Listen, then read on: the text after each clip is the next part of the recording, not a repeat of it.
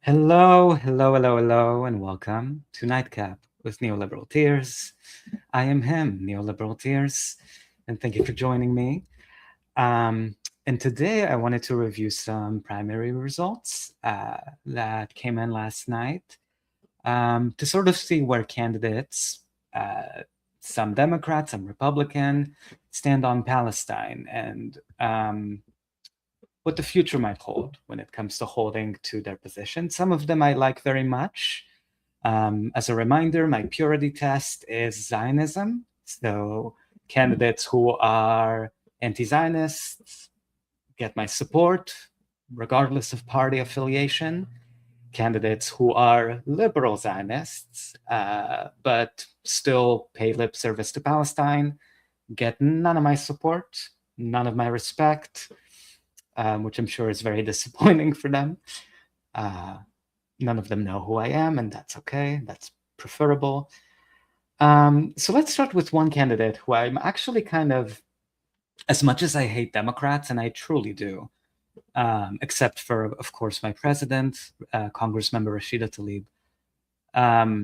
This is a candidate that I think the Democratic Party is going to have kind of a hard time with, and his name is Chris Rabb, in a good way. I mean, in a good way for us, those of us who care about human rights and all of those things.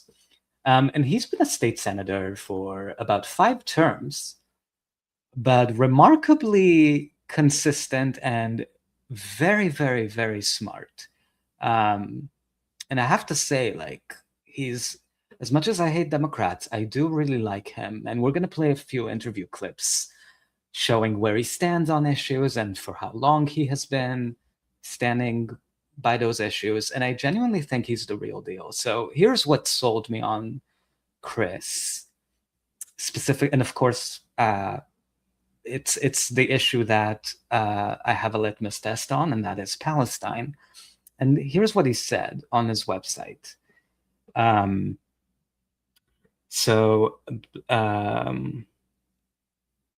Here we go. Peace as a policy.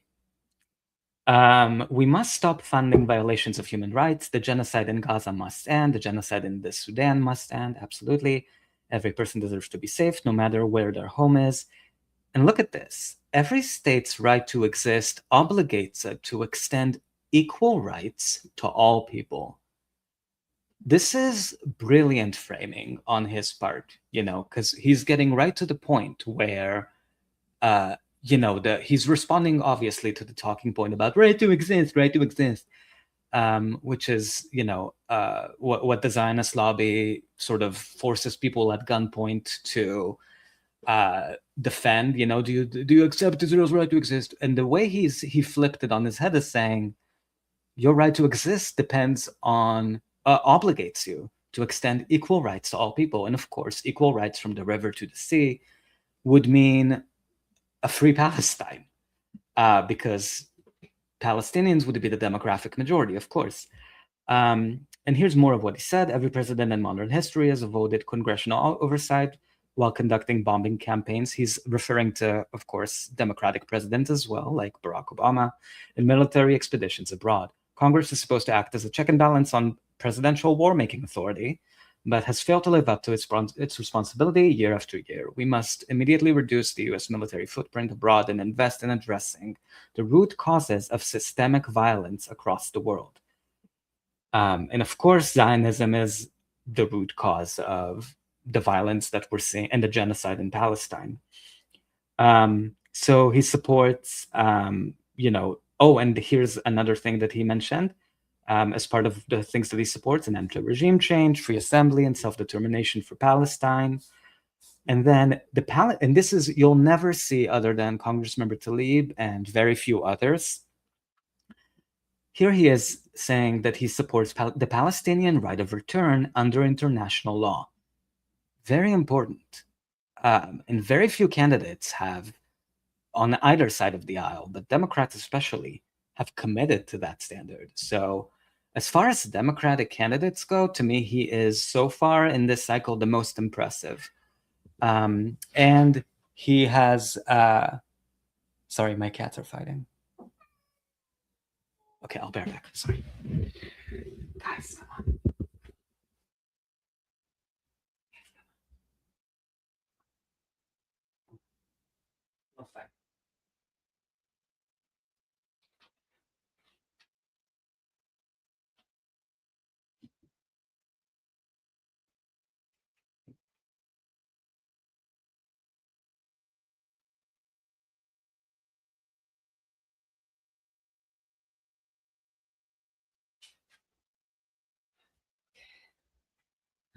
Sorry about that.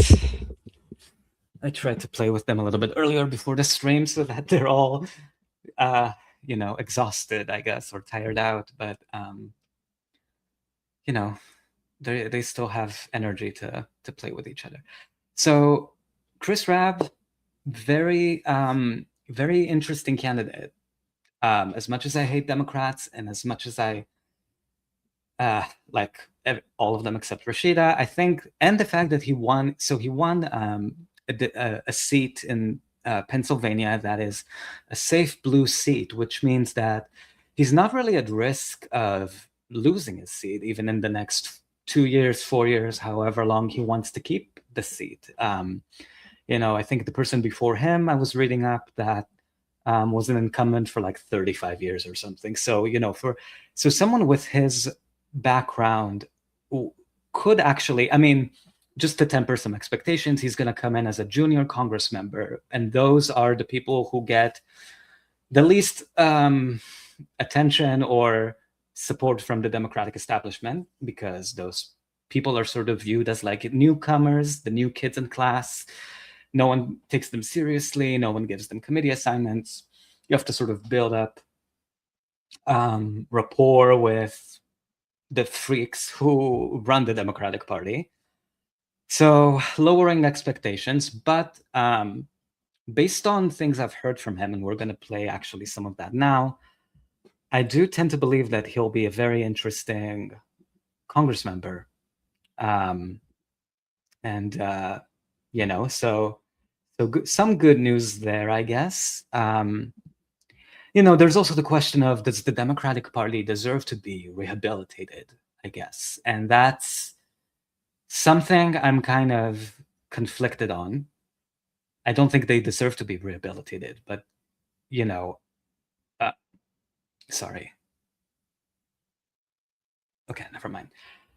So I'm not sure if the Democratic Party deserves to be rehabilitated. But more to the point, it's not so much about deserve. Can it be? Like, will the Democratic Party ever let people like Congressmember Tlaib, who has been in Congress for almost 10 years, since 2018, and Chris Rabb, the Democratic Party likes to hide behind principled people like those two to say, look who we have in our big tent, blah, blah, blah, but while denying them policy concessions, denying them real legislative power. They like to keep them where they can see them, sort of. So I do think the Democratic Party is not reformable, regardless of how well the intentions of one or two or even 10 Congress members are. But I like Chris. I like Chris personally, based on what I've seen, and I'll show you why. So here's an interview we did. Just 1 second. Blah, blah, blah, blah, blah, blah, blah, blah, blah, blah.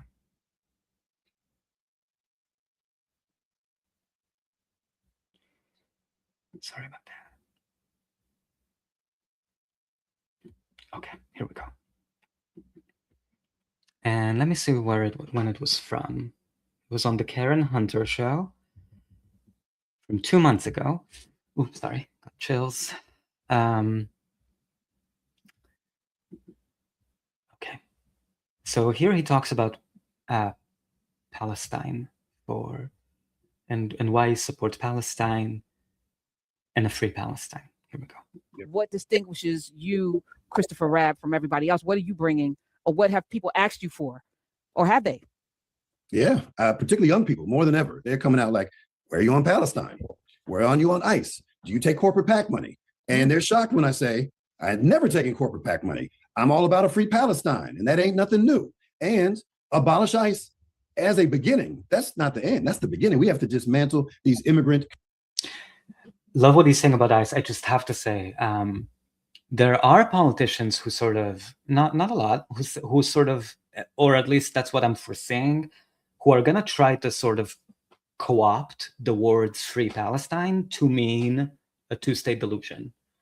But from what we've seen, at least on as far as Chris's positions on his website and what you're going to hear in the interviews, that I'm going to play is that he knows that a free Palestine means from the river to the sea. He's extremely informed about this issue, which is why I sort of, when he says free Palestine, I believe him, right? Because I know that he knows what it means. But like someone like Ao Flippity Flop, if you ever hear her in the future say free Palestine, just know I'm 100% sure of this, that what she will mean when she says it is a Palestinian demilitarized Bantustan on the 67 borders, or much less than that. So, I'm coming from the point of view that Chris knows what free Palestine actually means and is not trying to triangulate it into something that it's not. Concentration camps, because that's what they are. And they didn't exist but for 25 years. And Democrats were complicit in the creation of that system under Bill Clinton. So, a lot of people want to glorify these. And I'll just rewind it a little bit, because he's talking about ICE here. And I think the connection he's making is really important. About ICE facilities specifically, and Democratic complicity in those. That's not the end. That's the beginning. We have to dismantle these immigrant concentration camps, because that's what they are. And they didn't exist but for 25 years. And Democrats were complicit in the creation of that system under Bill Clinton. So, a lot of people want to glorify these former, Democratic presidents and such, but there's a corporate duopoly that exists that benefits their benefactors. And we have, particularly Black folk, we got to hold them to account, because, if you're not at the table, you're on the menu. That's right. And so we don't know that. How are you able to avoid taking money from the corporate? Like every time I hear, because, I signed up, I'm a registered Republican, so I get alerts on the Democrats are about to pass a bill. We have to stop them, and I'm like, I've infiltrated, but I also know that there's a lot of money to these blasts that you get. And so I recognize that that's where money goes. But I also know that if you reach people, then that's what you need, So I think about New York, not that Mamdani didn't have money, but he was outspent exponentially by Cuomo and those folk. And he was able to reach people by being in them streets and talking to people. And people vote, not the money. The money doesn't vote. The people vote. Now, money can suppress the vote. But is that why you were able to not have to take corporate money? That's a really interesting point that I think not enough people bring up. Is like, because it's sort of accepted as conventional wisdom that money decides every single race, no matter what. And I think Mayor Mamdani was sort of proof that he can, because he really was outspent. And actually, even Donald Trump was outspent by the Kamala Harris campaign. Totally different ideologies here. But really, it's sort of hopeful to, well, I guess not the Trump analogy, but the Mayor Mamdani example is a hopeful sign that, like, sometimes money can't rehabilitate an ugly piece of shit like Andrew Cuomo, for example. So, as much as AIPAC or Zionist lobbying groups really tried to, I guess, outspend Mamdani and run with circles around his campaign, there is a way to win this elections that has nothing to do with, like, the Zionist lobby is not all powerful, I guess is what I'm trying to go after. And of course, J Street endorsed Chris Rabb's opponent in the primary. I forgot their name. They're irrelevant. So they're not all powerful. If there's a candidate who is compelling enough and who stands on the right side of issues, people will come out to vote. Mayor Mamdani, as I said previously, really stood by his conviction that there should be equal rights from the river to the sea. Never took it back. He took back other things, he said, that I think he shouldn't have taken them back.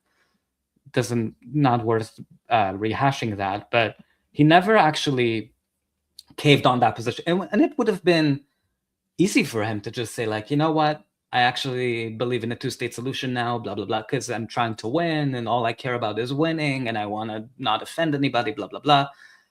But I think it actually, taking on the position, standing by the one-state solution, I think helped Zoran Mamdani win, because all of these people who otherwise would have stayed home said he's actually someone who's saying something new and worth voting for. And I believe the same is true for Chris. Again, two very compelling individuals.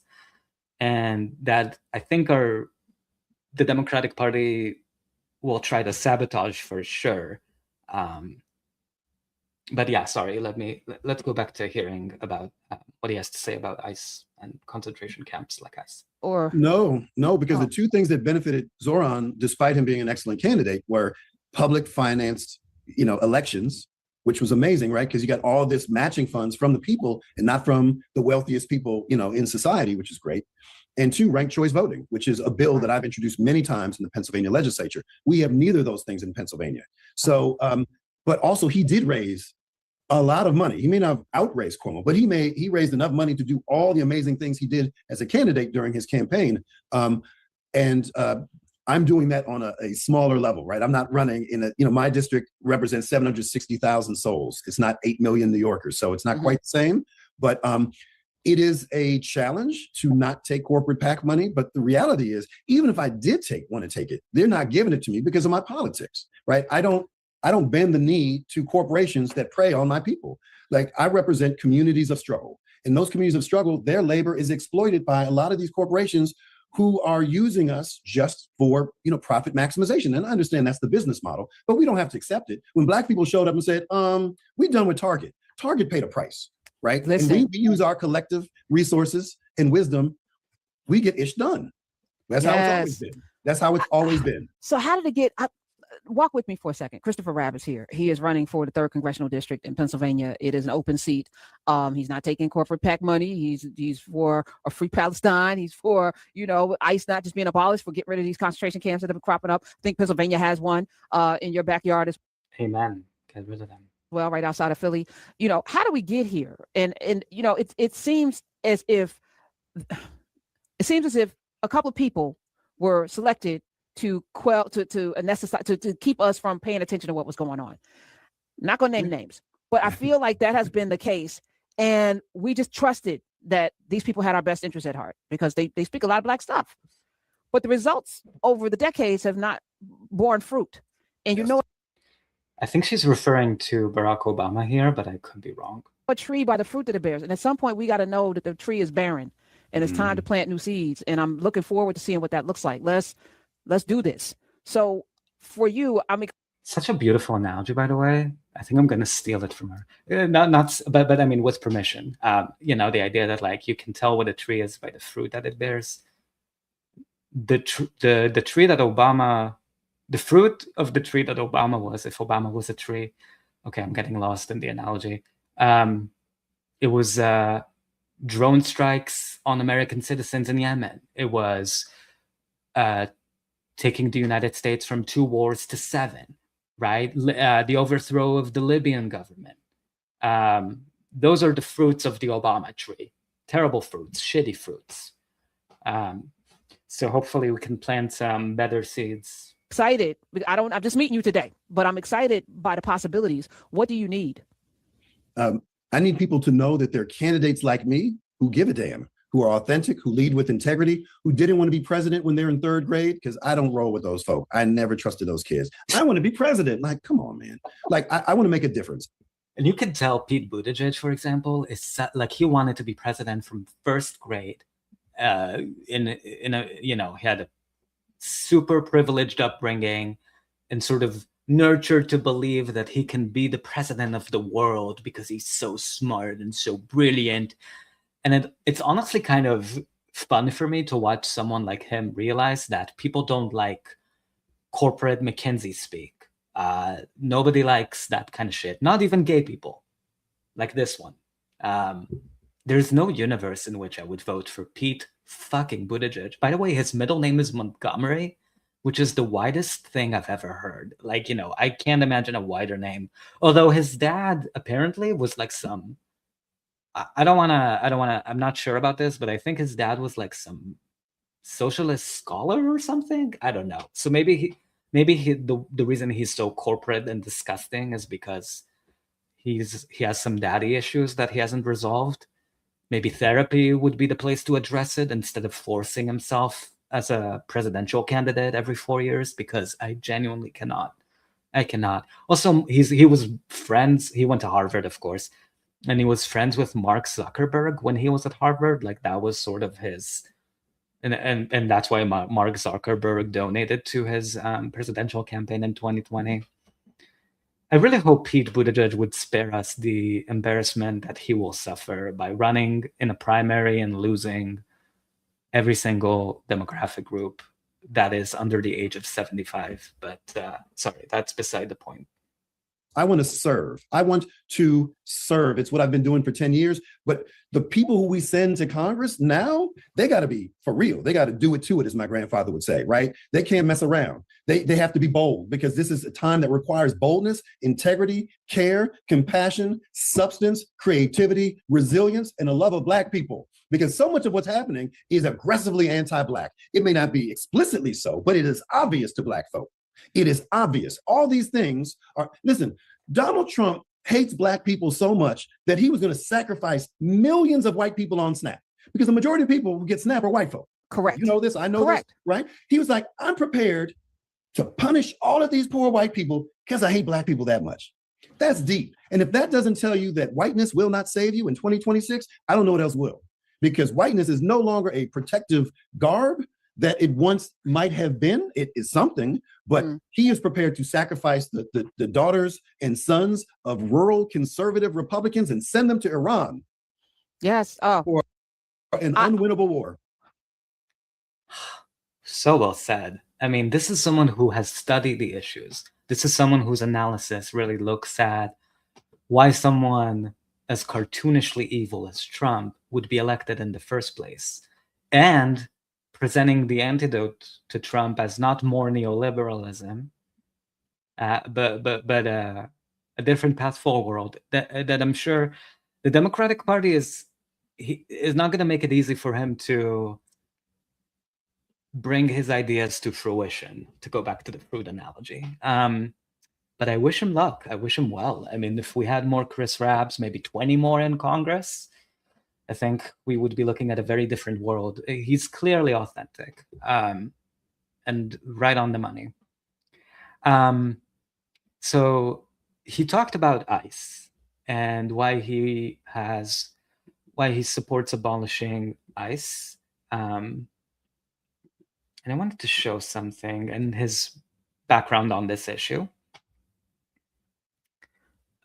Just 1 second. Sorry, guys, I'll get faster when it comes to moving between clips, I promise. Okay.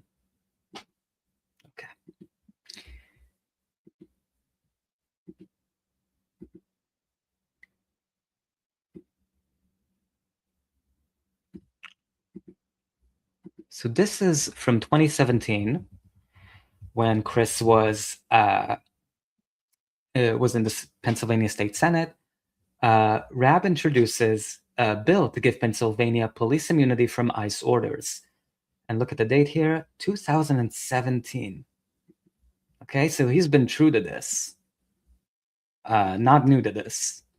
And let's read a little bit from that article when I find it again. Oh, no, not that. Here we go. This past week, State Representative Chris Rabb, a Democrat of Philadelphia, officially introduced a much-anticipated bill that would prevent local law enforcement from being compelled to comply with federal immigration enforcement. Rabb also was recently elected leader of Philadelphia Ninth Ward Democratic Committee, which includes all of Chestnut Hill and a portion of East blah, blah, blah. The bill was introduced as the Police and Community Safe Act and is intended to prevent Pennsylvania police from enforcing federal immigration orders on behalf of ICE, so sort of preventing local police departments from being used as ICE, as another extension arm of ICE. Yesterday on his Twitter account, Rabb said, "My bill, HB 1302, allows undocumented residents to speak up without fear of being detained by police on behalf of ICE, #SaferCommunities."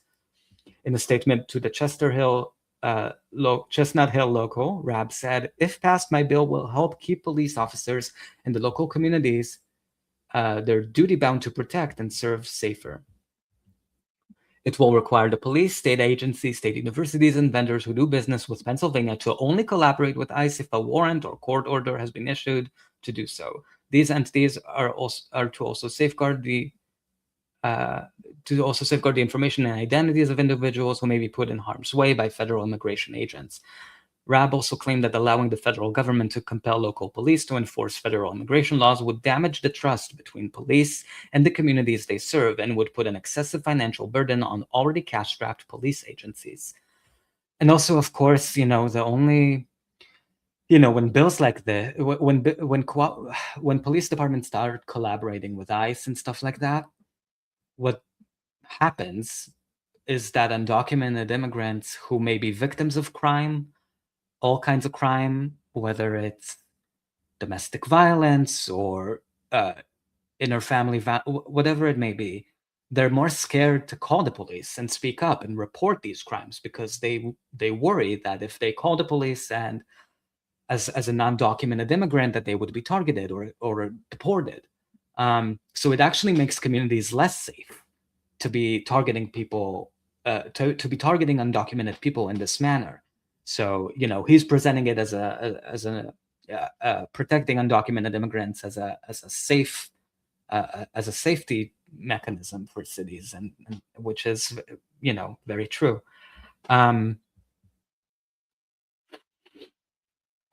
So he's been true to this. Just trying to read a little bit more here. There was some disagreement about the name, blah blah blah.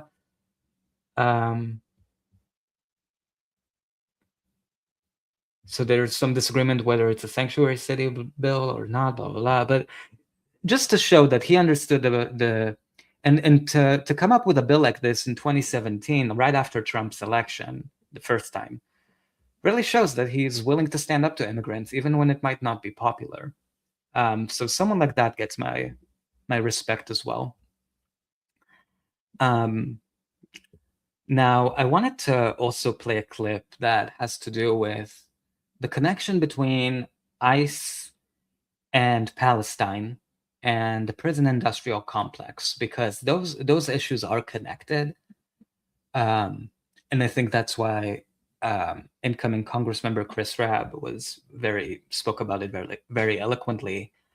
And I want to play a clip from journalist Ali Abunimah, spiritual advisor to the show. He doesn't know me. I'm just I very much look up to Ali Abunimah and his writing. I've read both of his books. You should all check them out. One Country is the first book, and The Battle for Justice in Palestine is the second book. They're both incredible. So here's the Ali Abunimah talking about the connection between this relationship between ICE and Palestine and the prison industrial complex. So let's play a little bit of that. A few weeks ago, the Obama administration gave a contract for $145 million to Elbit Systems. This is an Israeli arms company with the blood of thousands of people on its hands. And this contract was for surveillance systems along the US-Mexico border. Well, where does Elbit Systems develop and test those surveillance systems? On Palestinians under occupation, along the apartheid wall that the International Court of Justice has declared illegal. So the Palestinians are the laboratory animals for Israel's so-called homeland security industry, and then those technologies are brought here to control who? Let's be real, it's not white people in the suburbs, and it's not the people moving into the new condominiums in San Francisco and Chicago and New York. So we can't ignore it. Companies like G4S, which is a private prison contractor, one of the biggest in the United States, but it's helping Israel run detention centers like Al Jalame and Megiddo prison, where Palestinian children are tortured. And so they're making profits there, and they're making profits here. So that's why what's happening tonight at San Diego State, at Riverside, at UC Santa Barbara, and campuses all over this country is so important, because it's the university presidents, it's the Dianne Feinsteins and Barbara Boxers and the Barack Obamas who are saying we can never divest. It's students who are the conscience right now. It's students who are standing up to these institutions and saying, we want accountability. And the amazing thing is they're connecting it to the prison industry. They're connecting it to mass incarceration. They're connecting it to border militarization. They're connecting it to divestment from fossil fuels. So if we're gonna win, it's not gonna be fighting separate battles. It's gonna be when we connect things. And when the enemy works together, so we have to work together. It's as simple as that.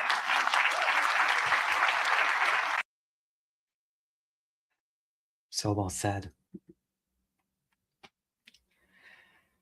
Yeah. And I personally had no idea that like these private prison companies who profit off of bodies, incarcerating Black and brown bodies in the United States also operate.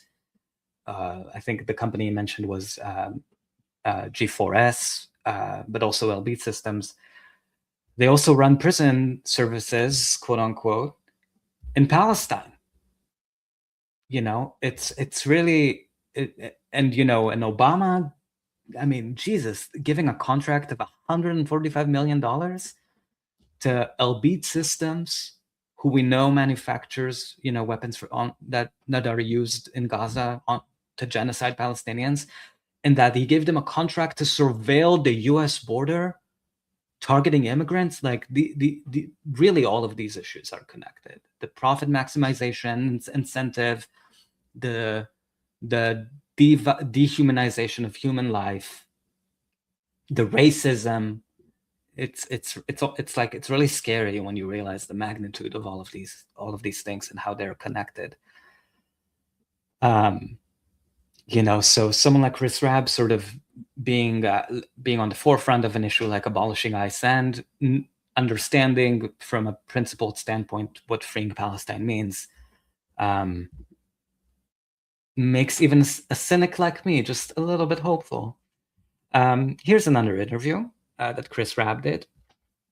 I really sound like I'm ready to like join a fan club for Chris. I mean, you know, I don't trust politicians. I'm still who I am, you know, but I mean, he's really like shown up for my litmus test. You know, if anything, Chris has proved that Democratic candidates can be better on the issue of Palestine and abolishing ICE if they want to be, but 99% of them do not want to be.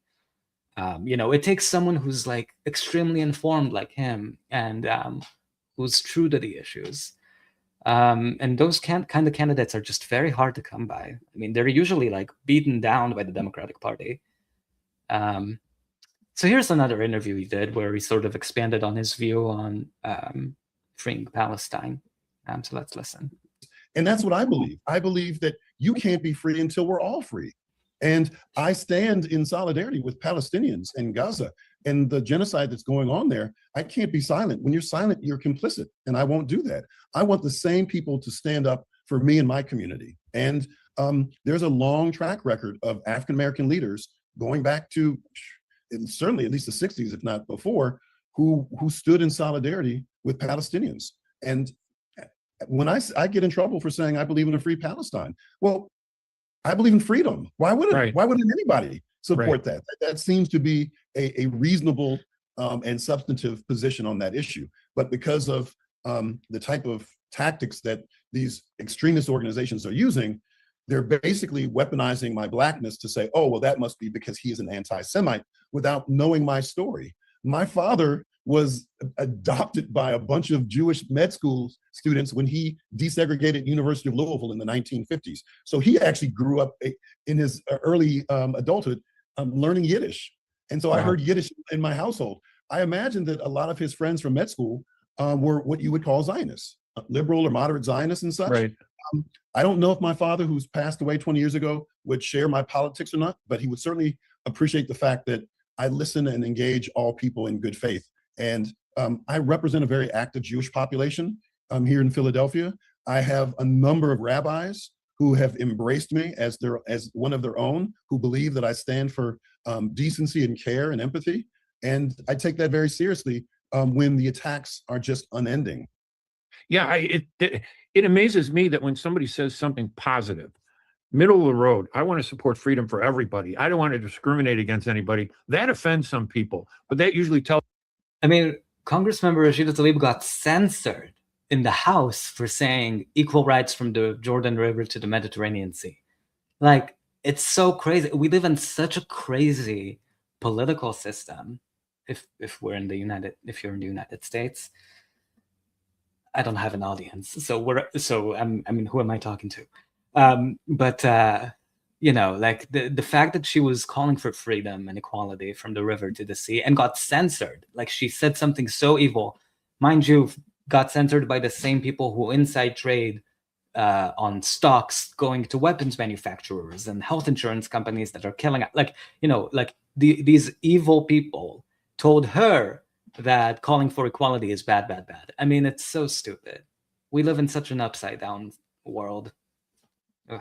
Me, the critics who are attacking you can't address the facts, so they have to create this thing, this aura that they hope sticks to you. But you see parallels between then what the African American community has gone through, even what the Jewish community went through during and after World War II, and the Palestinian community. Oh, absolutely. I mean, when we look at how we construct whiteness today, there was a time when that was a very narrow bandwidth of who white society considered white, who was of European extraction. Italian Americans weren't considered white. Irish Americans weren't considered white. True. Jewish Americans weren't considered white, et cetera, et cetera. And they were subject to structural barriers and discrimination that was unacceptable. And as an African American, I understand what that is. Those barriers have been harder to dissolve than these other communities that have been assimilated into whiteness. But it doesn't mean that just because they've assimilated, that those earlier slights and barriers weren't real and devastating, for a generation or two. And I think we have more in common than what divides us. And I think the more we talk about what those restrictions were, why they were put up in place, and how and why they were dissolved, gives us a path forward and allows us to have some level of solidarity if we can pull away the politics of division and say, look, this is in all of our interest if we see the commonalities. And that's really the basic humanity and decency that many of us were raised to believe, like in kindergarten, right? Right. It's the golden rule. So that's my North Star, right? When I see somebody, I see my neighbor. And you see similarities in what they're trying to go through. The challenge, I think, for any people who yeah, so beautifully said there. Again, he's quite brilliant. And I think he might be one of the smartest people in Congress when he gets there, because honestly, like the detailed understanding of whiteness and racism, it would be a genuine asset to have a voice like his, principled anti-Zionist voice like his in Congress. Again, not to fool anybody to think that he will be the face of the Democratic Party moving forward, or that they're gonna let him be anywhere near power. Not gonna happen. But I mean, I'm happy for him, I guess. I'm happy for him. I hope that he uses his platform and position as an elected Congress member to really push the envelope on freeing Palestine. And I hope that he doesn't moderate, quote unquote, himself, whatever that means.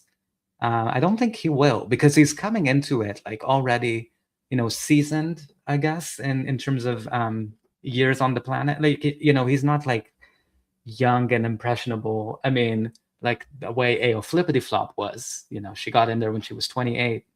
It was her first really career job. I think he's set in his beliefs, and he has a wealth of knowledge that will be interesting to see where it goes. So that's Chris. There was another primary result from last night that I think has divided some people on the left and the anti-Zionist coalition in general, not at least to the extent that there is one. And it's Thomas Massie who lost his re-election bid. Thomas Massie has taken some votes and some stances in opposition to AIPAC. So a lot of principled anti-Zionists and people on the left have been very grateful for his presence, especially as a Republican, to sort of be able to push the issue forward of, opposition to AIPAC and all sorts of, the Adelson family's involvement in politics and things like that. But I saw something interesting on Twitter that I wanted to share as far as Thomas Massey's background and where some of his donors are coming from that I wasn't aware of, and I thought at least would be useful to share because I don't really see people talking about it. So there's a lefty, Ryan Knight, who said billionaires and pro-Israel PACs have spent $34 million to stop Massey. And the question CBS has for Massey is, are you anti-Semitic? Massey handled it well, but the fact that the question is even asked just reinforces how much control Israel has over our media and government. Okay, so that's what Ryan said. And this is from Michelle, who goes by Rogue Kite on Twitter. She's a filmmaker, great person to follow. I highly recommend. She always helps me learn new things and think about issues from a perspective I hadn't considered before. So check her out. And here's what she is pointing out. How do people not comprehend this is fake? Massey's #1 donor is billionaire Zionist extremist Jeff Yass. 10 seconds of Googling could keep y'all from making fools of yourselves, believing the fake Israel opposition narrative from the likes of Grayzone and Tucker Carlson. So here she's referencing an article from the Kentucky Lantern. We're going to read it in just a little bit. And it's, just to give you guys some context, the article is from December 9th, 2025. So it's from a few months ago. A super PAC supporting U.S. Representative Thomas Massey has won crucial backing from one of the biggest Republican mega donors, a man who has the wherewithal to offset millions of dollars that Republican President Donald Trump is trying to raise to beat Massey in the spring primary elections. That man is Jeff Yass, who I think he's also the billionaire who owns KFC and Pizza Hut and might be Taco Bell too. I don't know. I think it's all one. That man is Jeff Yass, who recently and indirectly gave $1 million to a new super PAC that in recent weeks has been advertising in support of Massey's re-election, according to records filed with the FEC. Those records show Yass has set aside millions more in what could potentially be used for additional independent spending to help re-elect Massey. So who is this Jeff Yass? Is he a supporter of Palestinian rights? I mean, as you can imagine, he's really not. This is from Wikipedia, I believe. In March 2021, the Israeli newspaper Haaretz reported that Jeff Yass and Arthur Dunchik were behind a large portion of the donations to the Kohelet Policy Forum, whose worldview is based on nationalism, low taxes, and market freedom. The Kohelet Policy Forum is responsible for the 2023 Israeli judicial reform proposal. For those who might have forgotten, that judicial reform proposal was about sort of eliminating the Israeli Supreme Court's role in being able to veto legislations. So basically anything that passes through the Israeli Knesset, which is the parliament or the House of Representatives, quote unquote, of the Zionist state, wouldn't even be able to be challenged in the courts if that judicial proposal succeeded, which I believe it didn't. According to Haaretz, Yass is a major supporter of Israeli right-wing think tanks. In April 2024, The Guardian reported that Jeff Yass donated $16 million to anti-Muslim and pro-Israel groups. Okay, let's see that Guardian report.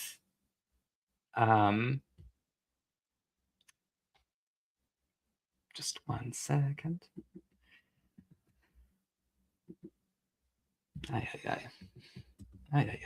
What's going on? What's going on with him? Why is he like this? Okay, can we see it? Let's see. Okay, here we go. Billionaire Jeff Yass, maybe later. Billionaire Jeff Yass linked to $16 million in donations to anti-Muslim and pro-Israel groups. Oh, also a TikTok investor is linked to funding challenges to progressive politicians and against Obama's Iran nuclear deal. Top Republican donor and TikTok investor Jeff Yass is connected to over $16 million in funding to anti-Muslim and pro-Israel groups that have advocated for a U.S. war with Iran and other militaristic policies in the Middle East, according to an investigation by The Guardian and Responsible Statecraft. Media reports on Yas, the billionaire co-founder of Susquehanna International Group, a trading and technology firm, have focused on his outsized role in the Republican Party, to which he is now the largest political donor in the 2024 election cycle, contributing more than $46 million thus far. Yas has also emerged as the biggest funder of a group targeting progressive Representative Summer Lee in her primary race, suggesting an interest in influencing Democratic primary outcomes, not just boosting Republicans. So like all billionaires, he donates to both parties. But I think this spending on pro-Israel, anti-Muslim groups, I think, is really gross and sort of points to an inconsistency. Well, let's just keep reading. Leading Yasser's philosophy. Oh, okay. But little has been reported about his involvement in funding groups advocating a pro-Israel U.S. foreign policy, hawkish U.S. policies in the Middle East, and support for theorists whom experts describe as extreme anti-Muslim conspiracists. Leading Yasser's philanthropy in the foreign policy space is $7.9 million contributed to Jerusalem Online University between 2014 and 2019 by a grant-making group at which he once served as one of the 3 directors. So why is someone like this garbage supporting Thomas Massey with $1 million? Thomas Massey with $1 million. And what Rogue Kite on Twitter, I think what she said is, not to put words in her mouth, is but basically that Thomas Massey is not sincere in his opposition to AIPAC and Zionist influence. If he was sincere, he wouldn't take $1 million from Jeff Yass, who's a Zionist billionaire, right? And that, more to the point, I think and I think she's correct about Tucker Carlson not being anti-Israel as a principled free Palestine advocate. You'll never hear Tucker Carlson talk about the right of return of Palestinian refugees. There's an effort, I think, on the right to co-opt the genuine interest that people have in freeing Palestine from all corners of the political spectrum and sort of funneling it back into the Democratic Party under Zionism light, or Zionism in disguise, or Zionism in sheep's clothing. And someone like Thomas Massey, can sort of say things like, AIPAC donations are bad, or vote no on a resolution conflating anti-Zionism and anti-Semitism, which is a good vote, to be clear, a vote that progressive Democrats should have taken. I believe Rashida Tlaib voted present or no on the resolution as well. So Rashida Tlaib is more principled than Thomas Massey has ever been. And as good as it was to have someone at least criticize AIPAC from the Republican Party, I think it's worth considering whether people like that are just playing theater for the rich, like as their little soldiers or instruments. I think it's worth contemplating because, right now some people on the political left or the independent left are sort of like looking at Massey's loss and saying, "Oh, he should run for president." And I think it's a mistake to put someone like him ahead of Rashida Tlaib. Like, if you want to support a pro-Palestine candidate, don't go for someone who took $1 million from a Zionist billionaire. Who, like, money talks. Money, and at the end of the day, politicians lie all the time. They lie. Like the only way to really I guess suss out if someone is a true ally on the Palestine issue is to see who they take money from. And taking money from Zionist billionaires sort of lets you know that, because there are a lot of people who are taking Zionist lobby money, whether it's AIPAC or J Street or Democratic Majority for Israel or all sorts of, they have a million groups, right? But there are going to be more and more people who try to disguise their Zionism as opposition to Israel that goes only so far and not, Thomas Massey has never advocated for the right of return, for example, for Palestinian refugees.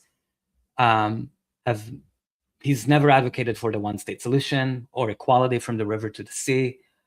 I also wanted to show this, which is the resolution that Congressmember Tlaib introduced last week to recognize the 78 years of ongoing Palestinian Nakba and recognizing the right of return of Palestinian refugees and their descendants to return. And you could see here who co-sponsored that legislation, but just to read a little bit from it. Today, May 15th, 2026, marks the 78th anniversary of the Nakba. The Nakba, which means catastrophe in Arabic, refers to the mass expulsion and ethnic cleansing of Palestinians from their homes and homeland during the creation of the State of Israel, 1947 to 49. The Nakba did not end in 1948, but continues to this day as Israeli forces continue to commit genocide in Gaza and dispossess Palestinians across all of Palestine. The Nakba never ended. Today, the Israeli apartheid regime is committing genocide in Gaza, violently erasing entire communities across the occupied West Bank and Jerusalem and bombing Palestinian refugee camps in Lebanon. It is a campaign to erase Palestinians from existence, said Congressmember Tlaib. So look here, beautifully said by my president, Congressmember Tlaib. But look here at the co-sponsor list, okay? Co-sponsored by Andre Carson, Jesus Chuy Garcia, Al Green, Henry Hank Johnson Jr., Summer Lee, Betty McCollum, who is such a flippity flop, but that's another topic. Ao Flippity Flop, the number one flippity flop. Ilhan Omar, Ayanna Pressley, Delia Ramirez, Latifah Simon, and Bonnie Watson Coleman. And there's also a list here of all of the incredible groups that have co-sponsored the resolution, like IMAU Policy Project, Code Pink, Adala Justice, Americans for Justice in Palestine Action. You know who we're not seeing here as a co-sponsor? Who are we not seeing? Thomas Massey. Why not? Why not? If you're so anti-AIPAC, where's your name on this fucking resolution? There's no Republicans who have co-sponsored it, to be clear. So I guess hypothetically, maybe Congressmember Tlaib's office only sent it to Democrats. That's a possibility. But my sense is that if he wanted to co-sponsor this resolution, he could have. So I'm not impressed by Thomas Massey. I don't think, and I do agree with Bro Kite on Twitter, sort of thinking he is playing people. Because he did take Zionist money. I know you might say well, $1 million is not as much as $34 million, and you'd be right. But it points to an inconsistency. That combined with the fact that Thomas Massey has not endorsed equal rights from the river to the sea. There's a market now for Republicans to sort of, like Tucker Carlson, racist Republicans like Tucker Carlson, to try to have it both ways on Zionism, while taking money from billionaires, like Zionist billionaires, like Peter Thiel, for example. And not really, when Tucker talks about Palestine, he never really brings up, what the U.S. foreign policy, the way Tucker talks about this issue is very much from the perspective of, which I believe is a false perspective of, Israel doesn't serve American interests, so that's why we have to cut ties with. And he sort of says it's all AIPAC's fault, right? My perspective, which no one has to share, but it's the perspective of people like Joseph Mossad, for example, who has written about Zionism and how Zionism was created as a bulwark against socialism in West Asia. Zionism serves and has always served U.S. interests. Zionism would not exist without American interests, which is why I think laying all of the fault on AIPAC without also laying it at, I mean, AIPAC, to be clear, should not exist. AIPAC doesn't have a right to exist. J Street has no right to exist. But US foreign policy, I believe, is not dictated by those lobbying groups. It's dictated by capitalist interests. Just like overthrowing the Guatemalan government in the 50s was about capitalist interests. It wasn't like there was some Guatemalan lobby in the US that pushed to invade Guatemala and overthrow the democratically elected socialist government. It was the United Fruit Company and American corporations who were in Guatemala who said, we don't want these people, these governments that in Guatemala, this new government in Guatemala to give land to indigenous communities because that affects our corporation's bottom line. So then the CIA comes in and overthrows the Guatemalan government. That's actually, so I don't believe Thomas Massie is sincere. I don't believe he comes from the same perspective as Chris Rabb, and I don't believe he should. I don't believe he will have my support when he runs for president as an independent or whatever, because I don't trust him. But if you disagree with me, that is 100% your right. Here's the article I referred to from Joseph Mossad for Middle East Eye, which I highly, highly, highly recommend reading. It was published a few days ago, 2 days ago. Zionism was built as a bulwark against socialism. Long before today's attacks on leftist politicians and Palestine solidarity movement, Zionist leaders sold their movement as a defense against socialism and horror music coming in, communism. Ooh, spooky, spooky, spooky. Okay, let's read a little bit. No one is immune. Pro-Israel forces have been mobilizing to destroy progressive forces across Western countries. Their efforts have not been limited to attacking individual activists and groups, universities and media outlets, community organizations and artists, but have also targeted politicians and governments. Their campaign successfully destroyed the possibility of a Jeremy Corbyn electoral victory in Britain, targeted US Senator Bernie Sanders by vilifying him and funding his rivals. Just to be clear, Jeremy Corbyn and Bernie Sanders are both liberal Zionists, so, fully acknowledging that.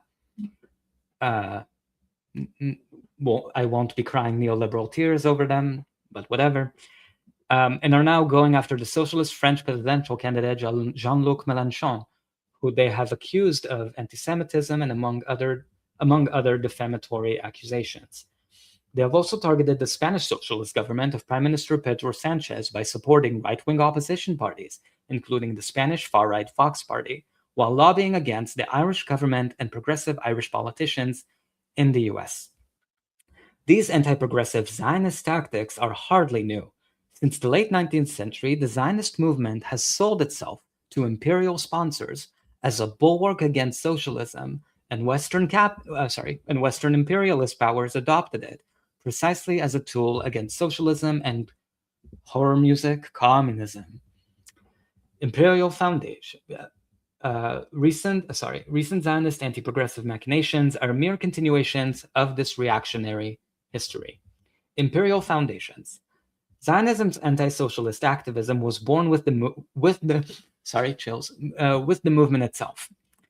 In talks with the German Kaiser and his ministers in the mid-1890s, the founder of the Zionist organization, Theodor Herzl, may his name be erased, assured the Germans that Zionism would distance Jews from socialism. It was folly on the part of Jews to join the socialism movement, which would soon rid itself of them. Herzl added that the Kaiser was impressed when I mentioned the fact that at the University of Vienna we have taken students away from socialism.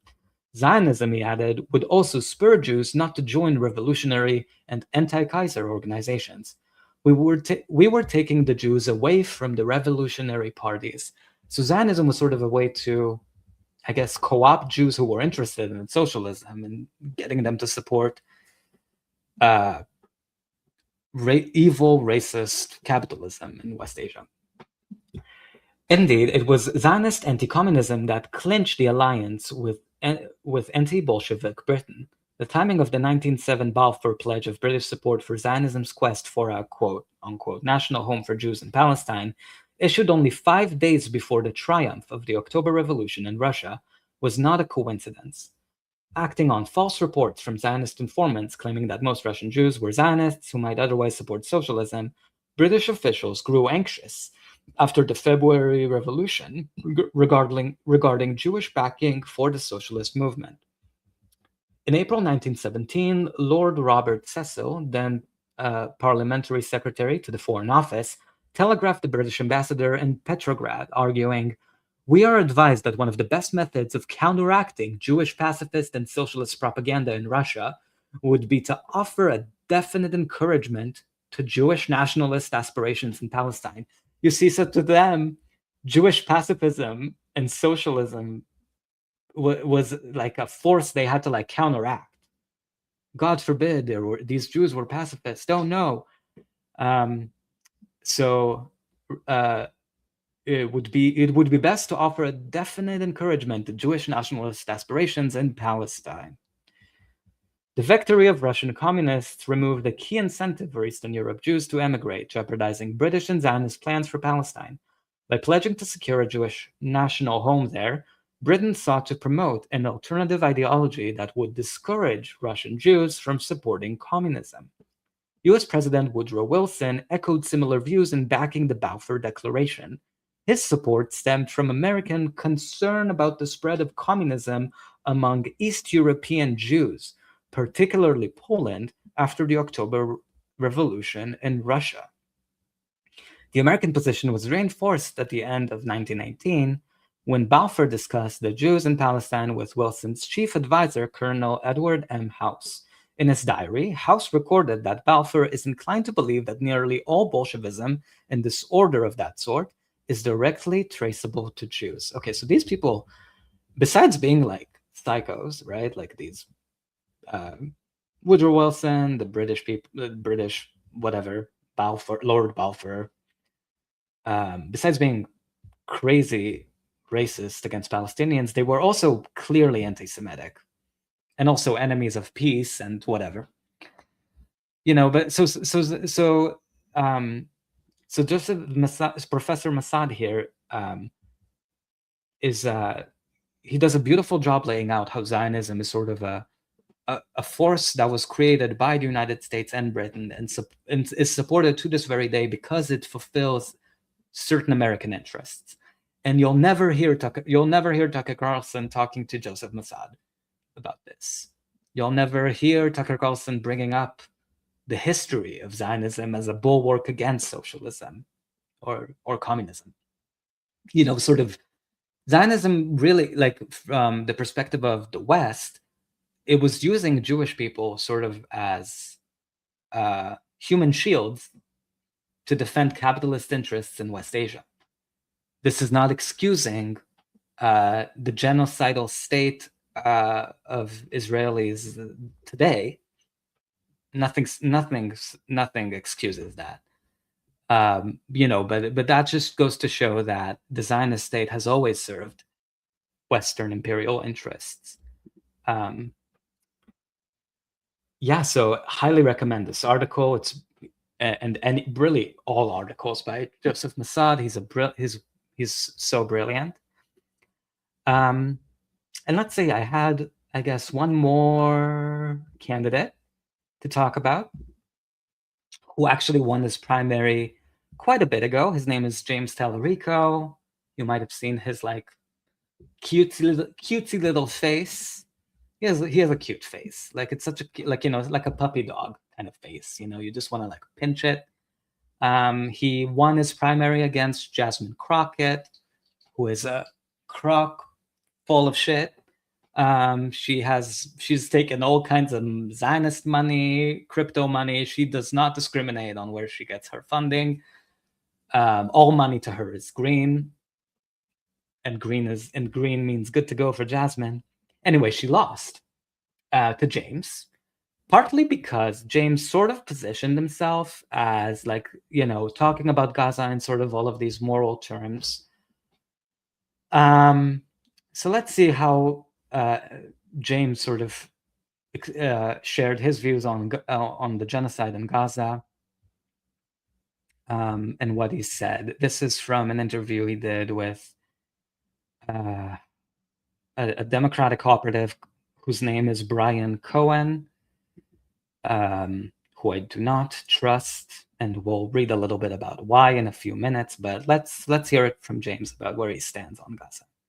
You know, I've seen the speaker, I've seen the Attorney General, Ken Paxton, I've seen the governor, Greg Abbott, put out these statements where they act pretty tough. But when Donald Trump comes calling, all they can do is bend the knee. All they can do is bend over. And I think it's telling that these Republicans act, you know, so tough and strong on social media. But when Donald Trump says jump, they ask how high. And so I'd love to see that same strength, that same fortitude when these Republicans have to stand up to the president. You know, there was a time when I was growing up in Texas where a Texas governor would tell a president not to mess with Texas. But Justin Burrows and Ken Paxton and Greg Abbott, they are welcoming Donald Trump to mess with Texas in all kinds of ways. And it's unacceptable. And I think they should certainly be ashamed of themselves. You know, I've Okay, so actually he didn't address Gaza there. My apologies. Here we go.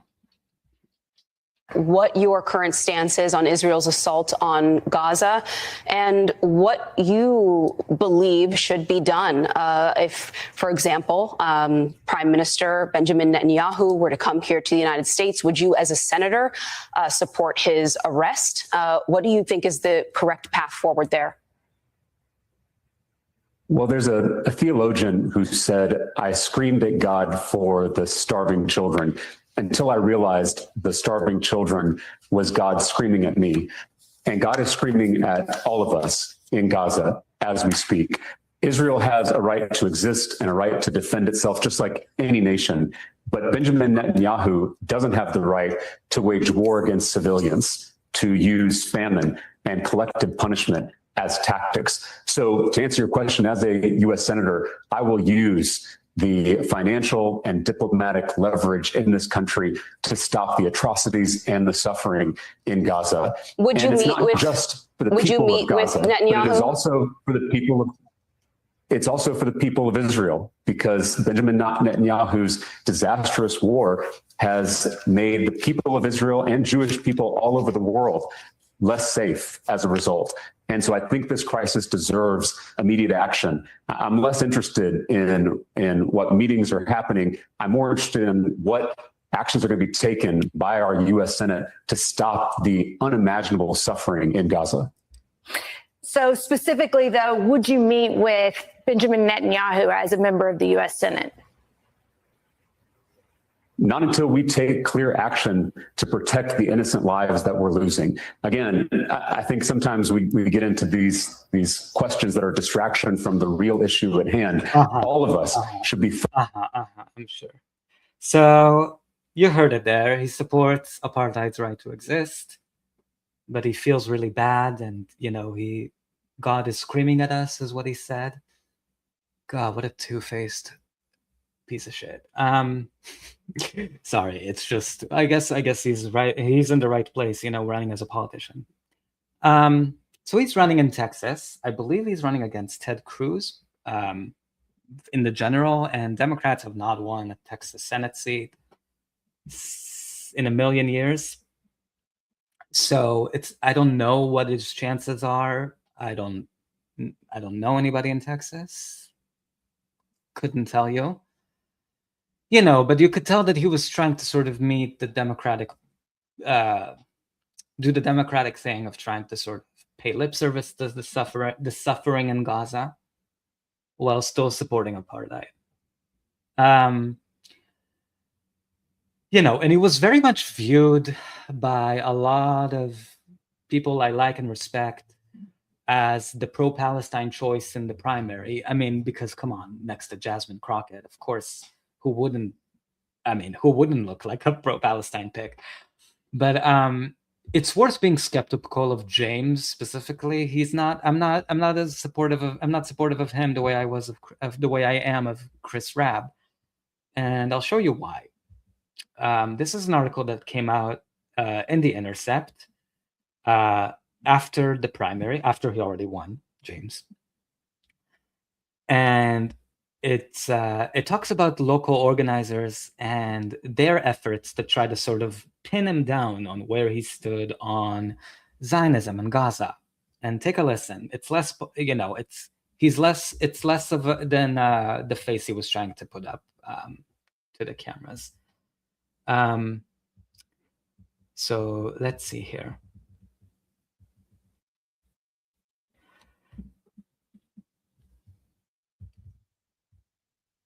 Okay. While the avowed Christian Tallarico drew praise from pundits for assailing billionaires and describing wealth redistribution as a righteous cause, more voters perceived them as the moderate in the race, according to the Texas Public Opinion Research poll. Organizers in Texas said they saw his openness as an opportunity to push him left, too. Groups active in Palestinian rights work feel like there's a movement and space to move Tallarico, said Christina Tzintzun Ramirez, a labor organizer who ran against the Democratic Party's pick in Texas Senate primary, even though currently he's not where they want him to be.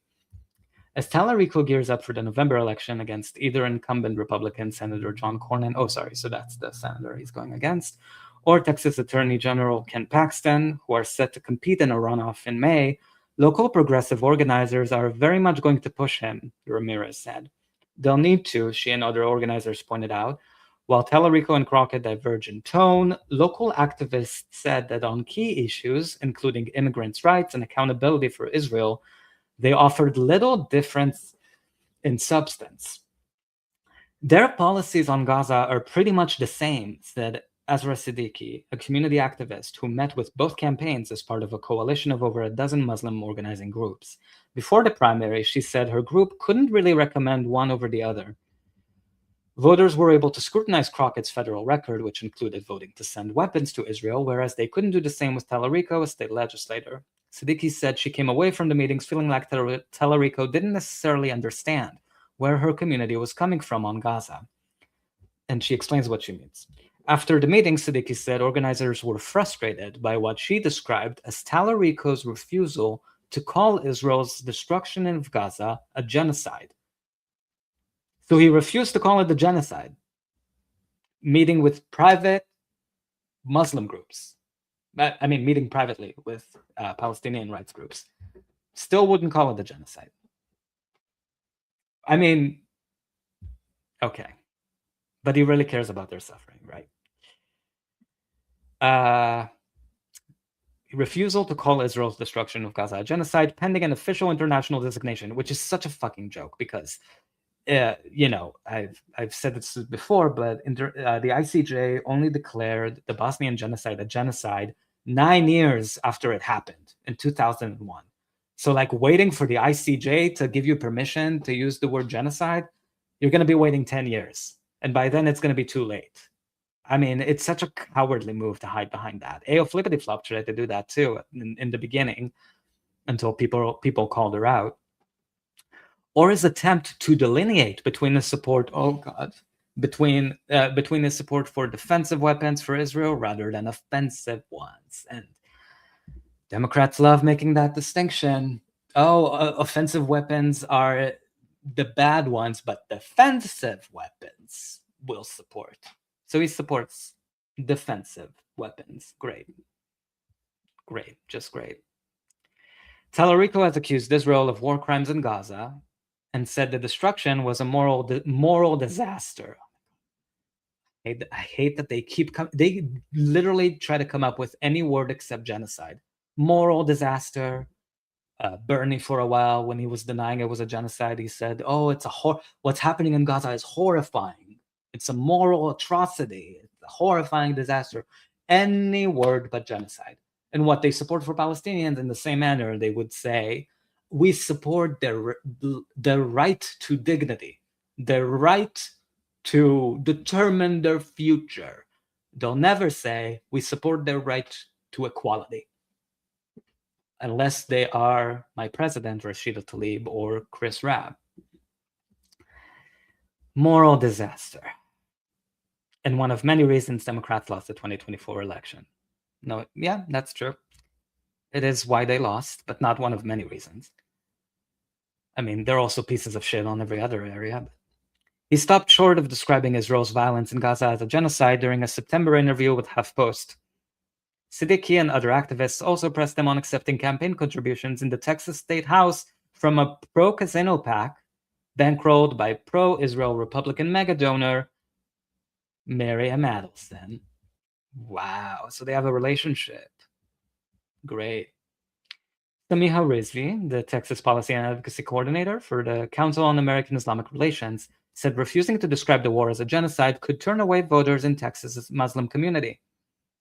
And while Rizvi has heard the sentiment that Palestine is an unwinnable issue in a red state, come on, this is such fucking partisan brain dead argument. That to be clear, Samiha Rizvi is not making this argument. I'm just saying, like, pundits, people who have like Washington D.C. brain, idiots, liberal idiots, most of the liberal idiots,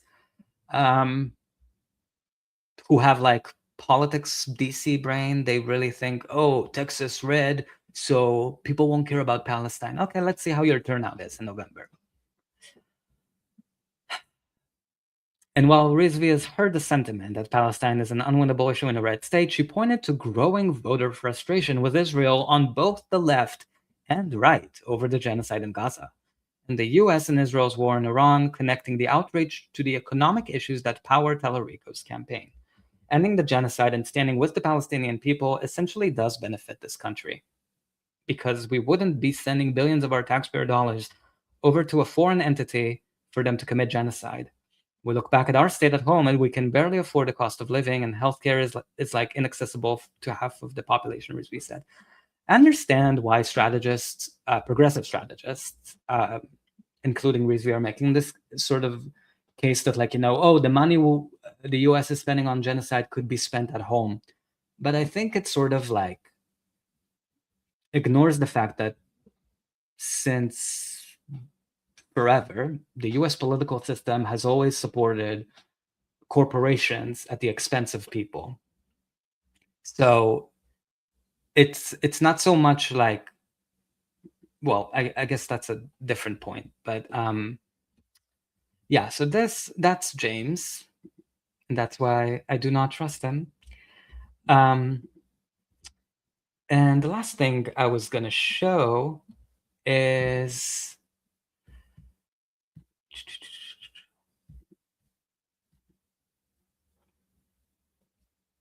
actually, maybe I'll show it a different time. Yeah, today's stream ran a little bit long. So yeah, thank you all for joining me. Those were my 2 cents on the primary results we saw last night, and more broadly. Will the Democratic Party become the pro-Palestine party? I very much doubt it. But I'm glad to have seen at least someone like Chris making it, and especially to a very safe blue seat. Surprising, but in a good way. I hope Democrats elevate them as much as they should to positions of leadership. I don't foresee that happening. I could be wrong, but I'd love to be proven wrong by the Democratic powers that be. And yeah, I'll be back here tomorrow. If you have any ideas for clips I should react to that have to do with Palestine or the one-state solution, I'd love to. Check them out. Just put them in the comments, and I'll be there tomorrow, same time. Have a beautiful night. Stay safe, and as always, from the river